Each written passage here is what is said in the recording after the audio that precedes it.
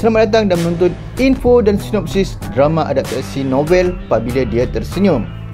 Drama adaptasi novel karya Liza Noor akan disiarkan di Viu mulai 24 April 2025. Drama ditulis skripnya oleh Liza Noor dan diarahkan oleh Feiruz Kadir di bawah terbitan Global Station Sendirian Berhad. Drama ini dibarisi pelakon-pelakon seperti Amir Ahnaf yang membawakan watak sebagai Zuhair, Alia Iman sebagai Elina, Adam Lee sebagai Daniel, Marissa Yasmin sebagai Sofia,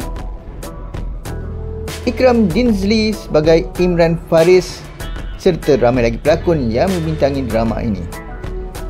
Sinopsis drama Apabila Dia Tersenyum. Drama ini mengisahkan Elina yang terpaksa menjejaki Mira selepas ayah saudaranya dimasukkan ke dalam lokap.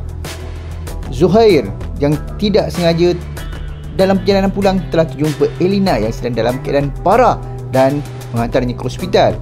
Apabila sedar dari koma, Elina telah hilang ingatan sehingga menyebabkan kehidupan Zuhair kucar kacir. Apakah yang terjadi seterusnya? Adakah Zuhair dapat mengembalikan memori Elina? Jangan lupa menonton drama Apabila Dia Tersenyum.